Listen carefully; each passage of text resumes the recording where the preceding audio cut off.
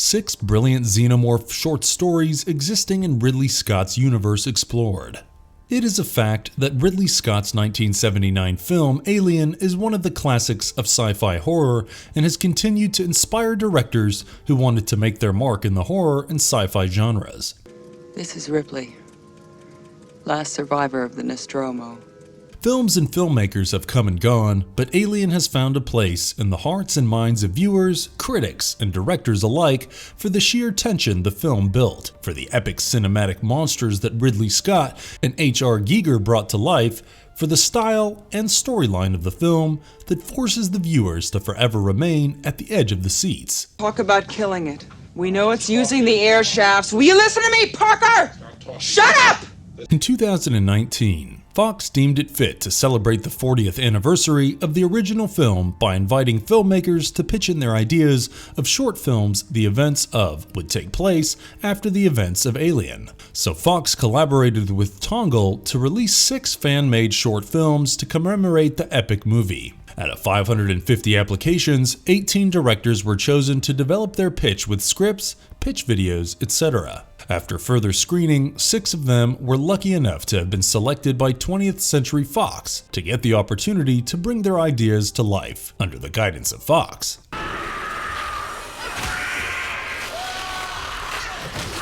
It wasn't just a great learning opportunity for the people involved with making the films, but also served as a potent resource to rejuvenate the die-hard love for the Alien franchise amongst both existing and future fans.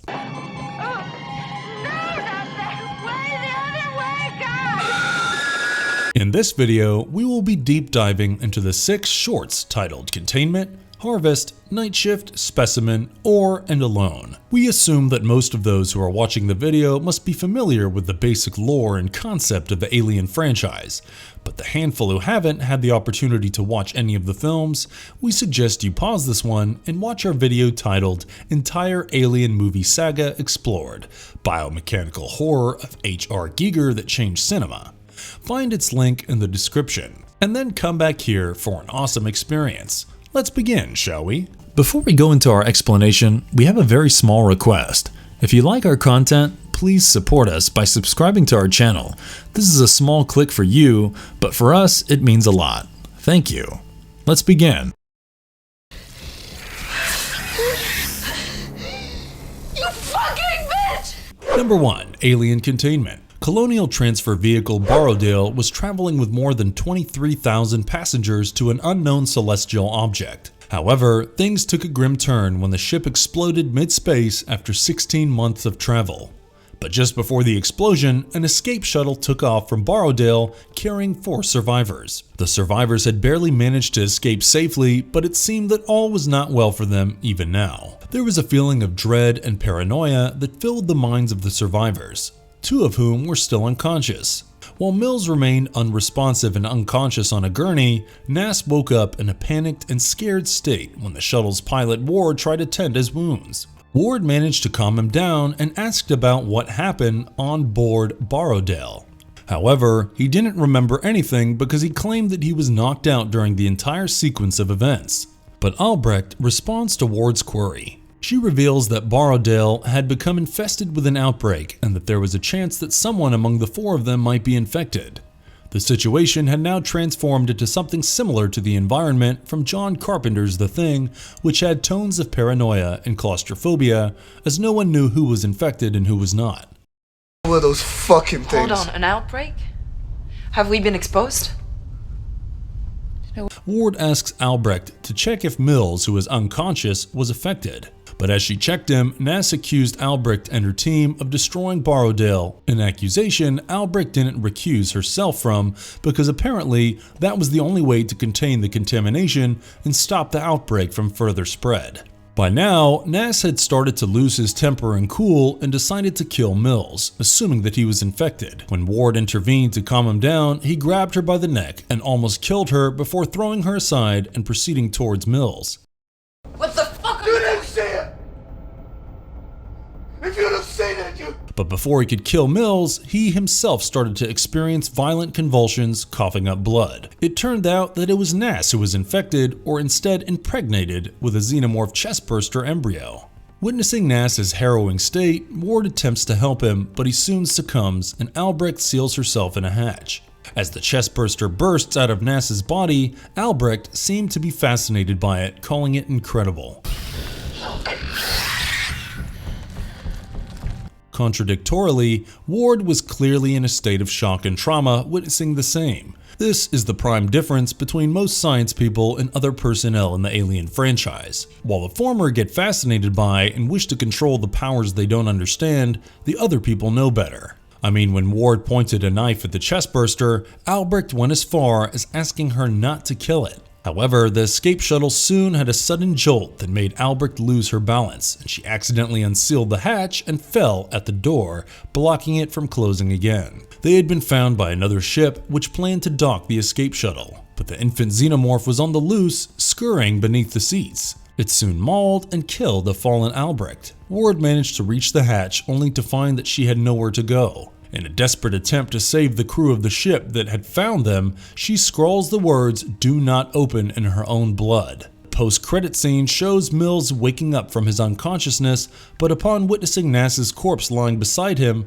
he closes his eyes and puts back the oxygen mask in fear. Chris Reading made a fairly beautiful short for a $30,000 budget. The film succeeds as a short film and packs all the elements that could be expected from an Alien movie, but nothing more than that. While the CGI works fascinatingly, well, in the close shots, we cannot say the same about anything wide-angle. In fact, the first 1 minute of the short shows the setting of the environment where the rest of the film was going to take place. And it felt like something from an impressive animated film, but nothing like a live-action one. Having said that, the interiors of the escape shuttle are commendable because it looks quite similar to the one that Ripley had used to escape in the original film. Speaking of Ripley, Ward serves as the Ripley for Reading's short, and the overall acting is above average. For a 9-minute film, Alien Containment has a decent story and builds enough suspense for the viewers to keep judging who was the one impregnated or infected. However, we wouldn't have complained if we got to see a bit more of the infant Xenomorph, but then we have to remember that budgetary constraints and screen time of Xenomorphs are inversely proportional.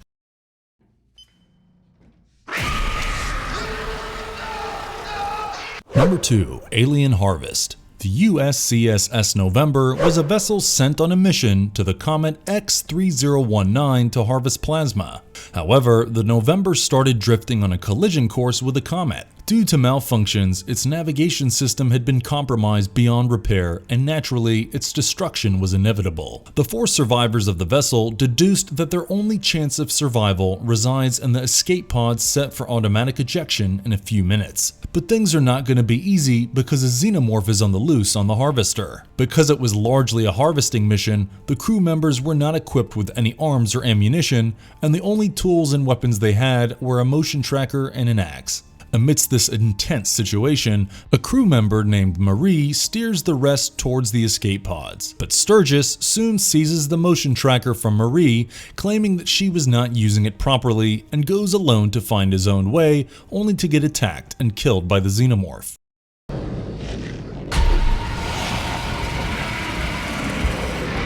The rest, i.e. Alec, his pregnant spouse Hannah, and Marie need to get hold of the device, or else all is lost. So Hannah goes to retrieve the tracking device and successfully returns with it. Marie then assures the other 2 that Wayland Yutani will find and rescue them once they get aboard the escape pod.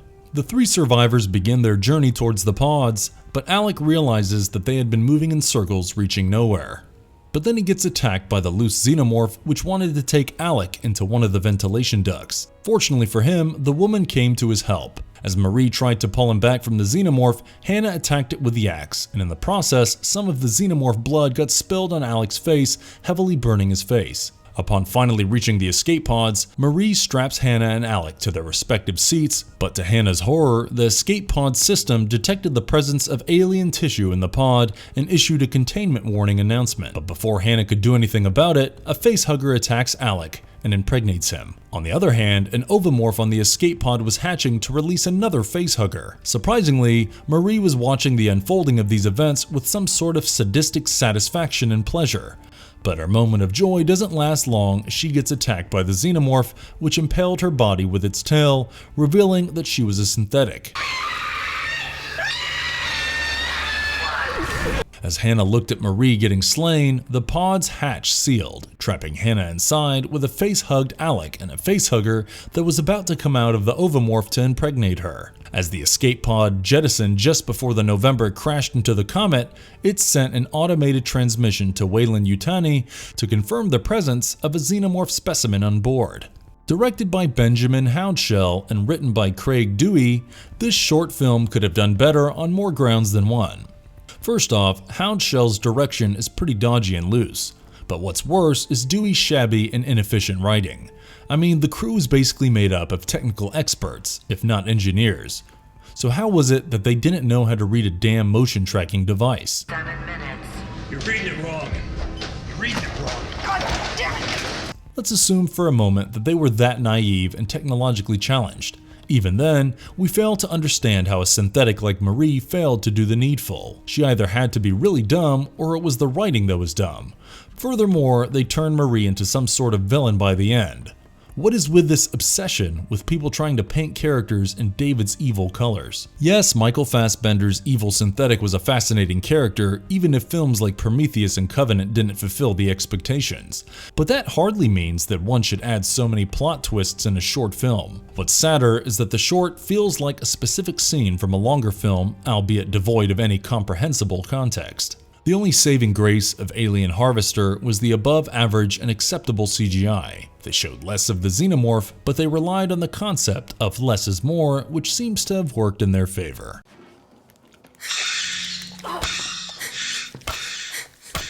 Number 3. Alien Night Shift. The film begins in a mining colony called High Lonesome on LV-422.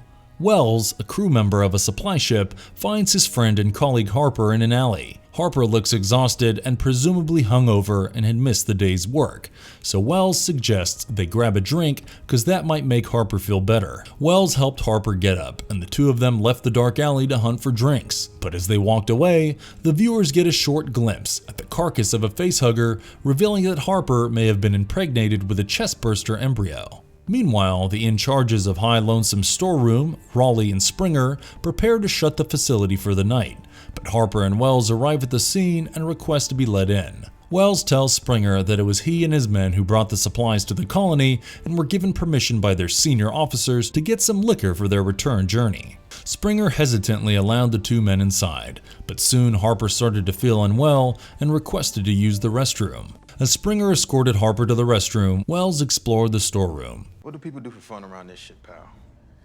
They leave.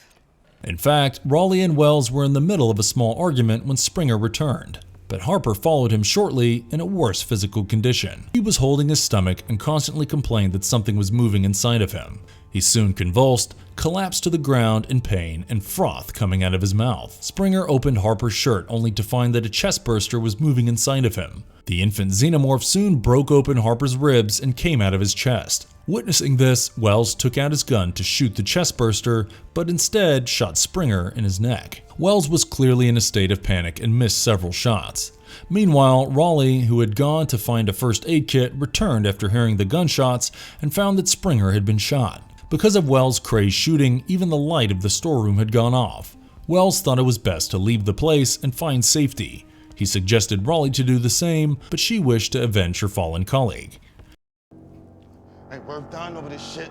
You fucking shot him. After a bit of hide and seek, she found the infant xenomorph and battered it to death with a baseball bat. But her murderous rage comes to a pause when she hears the High Lonesome's alert klaxon and then a cacophony of people screaming, gunshots, and bellowing cries of xenomorphs. Written and directed by Aidan Michael Brezenik, Alien Night Shift is one of the better shorts of the anthology as it packs a tighter story than the others. Furthermore, Amber Gaston as Raleigh, T.K. Richardson as Wells, and Christopher Murray as Springer have given efficient performances for their short screen time. The film sort of worked on the lines of Alien Containment, in which people were trapped in a room with a chestburster. However, Alien Night Shift clearly has more story than Containment because it reveals to the viewer that the xenomorph infestation of the colony had already begun and people had already started to die because of the same. Even the special effects were better because director Brezenik could use most of the available funds on the chestburster instead of the background and setting because the short film was set in a storeroom instead of a spacecraft. Having said that, the short film could have had better sound effects. For instance, the sound effect when Rolly batters the chestburster is downright awful and out of place. It wouldn't have hurt either if Wells' character had a bit more depth and direction in himself. Firstly, he starts off as a good guy who wishes to help his friend, but goes on to being a complete jerk who steals beer cans. And let's not even get started with his shooting skills. He bloody well failed to shoot a target at point blank and ended up shooting humans and electric circuits.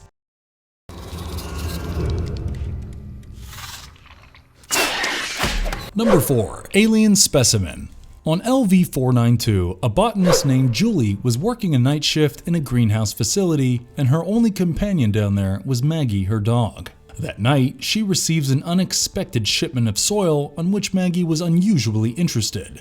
Sensing something out of place, Julie radios in her colleague Dev about the situation. Although Dev tried to allay her fears and asked her to get back to work, Julie decided to wrap the container to avoid any kind of spillage or contamination. She then donned her headphones and resumed her work. Later that night, Julie gets shocked to see that the soil containers had fallen all over and lay open. She removed her headphones only to realize that the facility's alarms were bellowing. But it was too late and she couldn't reach the door before it got sealed. Julie was now trapped inside with Maggie, who was whimpering at a distance. Maggie. While looking for Maggie and investigating the situation, Maggie slipped on some slimy liquid. When she followed the trail, she discovered that it ended in an egg-like object that was hidden in the soil shipment she had received. Fortunately for Julie, the radio comes back to life just long enough for Dev to inform her that he was about to reboot the facility's power supply so that the lockdown could be overridden and the gates could be opened. Right after this, Julie found herself in darkness and could only hear Maggie's raged barking gradually turn into painful yelps. She managed to find herself a flashlight and armed herself with a shovel. She then followed Maggie's cries, but upon locating Maggie, she also discovered a facehugger that was hiding in the ceiling right above her. The facehugger leapt onto Julie, who managed to strike the creature away with the shovel. After this, the facehugger went for Maggie and latched itself onto her face. Maggie disappeared into the darkness, and only her cries while struggling with the creature could be heard. Meanwhile, the power reboot had been completed, and Julie found an injured facehugger crawling on the floor. Without wasting any time, she slew the creature with a shovel and later finds a heavily injured Maggie bereft of her skin, revealing that she was a synthetic. Because Maggie was a synthetic, she couldn't get impregnated, but she got injured by the acidic blood of the facehugger. As an act of mercy, Julie shoved her shovel into Maggie, relieving her eternally. Apart from Alien Harvest, Alien Specimen is the only story that its director didn't write. When director Kelsey Taylor learned about the Tongal's project, she didn't have enough time to come up with a good story, so she contacted others who wished to lend their story for her to direct. Finally, the one written by Federico Fraccia worked well for Taylor. The facehugger was supposed to be created using special effects, but the tight budget and schedule came as a hindrance, and Taylor asked one of her friends, Luc Delamere, to provide CGI. Well, I'm sitting here looking at him. Maggie, down. Interestingly, the original script had Julie getting impregnated by the facehugger, but Taylor wanted Julie to live as she saw her and Dev as part of a bigger story. So they decided to sacrifice Maggie instead of Julie, and we think it fits perfectly well with the story of the short film. The film should be commended for its efficient direction and script. Furthermore, the camera work is by far one of the best among all the 6 shorts of this anthology. Alien Specimen allows Julie, Maggie, and Dev to serve as protagonists of the story in their own rights, and in the end, it was the combined effort of all the 3 that led to the death of the facehugger. Where is it? Hanks, get the lights back on. Number 5. Alien Ore. In the year 2122, in the mining colony of Bowen's Landing, a miner named Colton finds his colleague Al's corpse, who had gone missing. Later, Lorraine and others go down the main shaft through a lift, where Colton informs them about Al. Lorraine dons a portable camera so that the synthetic supervisor Hanks can see the unfolding of events. Thing working? Here, how can I help? I think there's been an accident. Copy, putting med staff on standby. Upon reaching Al's corpse, they noticed that his chest was ripped open as if something had come out of it. Furthermore, they also noticed several eggs, amongst which one was split open. They soon concluded that it was something that came out of the egg that attacked Al. You think something came out of that? killed Al? Lorraine decided to destroy the eggs, but Hanks forbade her from doing so and suggested that they should immediately evacuate the place and come back up to safety while she notified the company. While the miners began to collect Al's corpse and evacuate, Hanks sent a transmission to Weyland-Yutani informing them about the incident. However, before the miners can leave the space, a staff named Clark gets killed by something grotesque and hostile. Hey guys? What? Soon the mine loses its light and another miner named Winnie faces the same fate as Clark. By now, Hanks had locked herself in the control room and was watching everything through Lorraine's camera. It turns out that she was the one who had shut off the lights in the mine. The survivors managed to reach the lift despite the lack of light, and they began to ascend upwards. However, Lorraine stopped the lift as soon as it had started to move. She explained that if they went up, the creature would follow them and that would put the entire colony in mortal danger. Hearing this, Hanks tried to lure Lorraine to return to the surface and also promised Lorraine the finder's bonus. This was the last piece of evidence that Lorraine needed to judge Hanks' true intentions and her true allegiance. Furious at this, Lorraine destroyed the camera that she was wearing and headed out to kill the creature herself. She armed herself with a rock drill, and a xenomorph soon made its presence known to her. To Lorraine's surprise, she soon found out that other miners had joined her cause and they were all standing with her to kill the xenomorph. The short film ends with the xenomorph lunging at them from the darkness. The intense level of claustrophobia and dread that Kaylee and Sam Spears' Alien Ore invokes is more effective than even a full-length feature like Alien Covenant. Kaylee and Sam also wrote the script and were able to bring out a very efficient piece of work for a budget of as little as $35,000. Short films are usually known to serve as something as part of a larger story, but surprisingly enough, Alien Ore manages to serve as a complete story on its own and includes themes like family, deception, horror, and suspense. Most parts of the filming took place at the Britannia Mine Museum near Vancouver in Canada, which used to be a copper mine but has now been converted into a museum. It all happened in the course of 4 troublesome days because the museum was still open when they started to shoot, so they could shoot only at night. Furthermore, because the location was a mine, their radios didn't function properly. As a last resort, they had to keep the production assistants as messengers to communicate messages from one person to another. Interestingly enough, the producer of Alien Ore, Victoria Burkhart, was also attached with Alien 5 that noted South African director Neil Blomkamp was supposed to direct.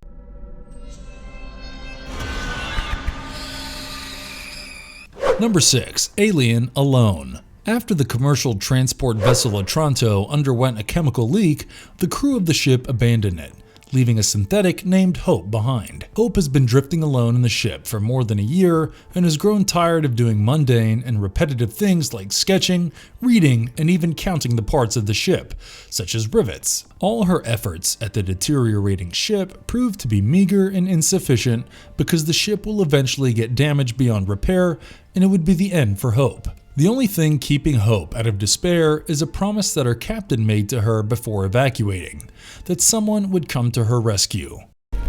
The captain promised me that someone would come for me. He promised that I would not be forgotten. Hope has control of the entire ship, but there's one room that she is forbidden from accessing, Lab B11A. In a strange turn of events, the ship's control room catches fire, damaging the systems and the main computer. Now that the computer was gone, nothing could stop Hope from accessing Lab B11A. Upon entering the restricted room, she discovered several dead specimens, but one was in stasis. She revived this specimen only to realize that it was a facehugger. As soon as it comes to life, the creature attempts to impregnate Hope, but soon realizes that she is not a potential host. Right after, it disappeared into the dark corners of the ship. Hope was suffering from loneliness and depression, if we are to say that synthetics undergo such troubles. After she found the facehugger, it became her only companion or even a pet. On the other hand, the facehugger would reveal itself to her every once in a while, assuming that she could be a compatible host. But both of them were dying. Hope because her parts were breaking down, and the facehugger because it was living beyond its natural lifespan. The stage of her life cycle isn't supposed to last this long. She's slowing, dying. In a last-ditch effort to save both of them, Hope made some emergency repairs to the ship and maneuvered it towards a more populated location. Her plan worked as intended, and Hope's vessel was found by McWeir, who came aboard only to get knocked down by Hope, who then placed the facehugger on his face. Later, he wakes up with no memory of what happened and finds himself locked up in a room. And I woke up in here and I'm not feeling my best. When he asks her to let him out, she refuses him freedom and simply asks him to accept his fate. Soon, a chest burster emerged from within him, breaking his ribs and killing him. The film ends with Hope staring at the fully grown xenomorph that was looming over her. Even though one may find it difficult to call the relationship between Hope and the facehugger a friendship, one cannot deny that the film attempted to walk in a novel direction when it tried to show at least a peaceful coexistence between a facehugger and a synthetic, or for that matter, between a xenomorph and practically any other organism. Despite having a similar budget of $35,000, Alien alone relied entirely on special effects. Talk about prudent spending. They made 2 full-size puppets for the facehugger and scale models for the vessel. One of the facehugger models was a regular immobile puppet, while the other one was a radio-operated animatronic one, which was also fitted with air bladders to replicate breathing movements. Interestingly enough, both Alien Alone and Alien Harvest were filmed at Laurel Canyon Stages in Los Angeles. The time limit that was set for the project was 9 minutes per short. However, Alien Alone goes over 12 minutes. Even then, director Noah Miller revealed that his short was originally more than 20 minutes long and expressed his wish to release the uncut version. Alien Alone suffers from the same issues as most other films of the anthology, i.e. bad writing. While Taylor Lyons as Hope gives a fairly believable performance, she fails to ace what it means to be a synthetic. For instance, the one where her hand shivers because of her failing mechanical parts is obnoxiously bad. Having said that, one should view this one and all others of the anthology as short films only meant to celebrate the Alien franchise and the 40th anniversary of the original. That way, one would learn to appreciate the beauty of these shorts. And as Plato once said, beauty lies in the eyes of the beholder. You could find all these shorts on the YouTube channel Alien Anthology. We'll leave a link in the description. And if you liked our content, don't forget to leave a like and subscribe to us if you haven't already. Have a good one and be safe. Thanks everyone.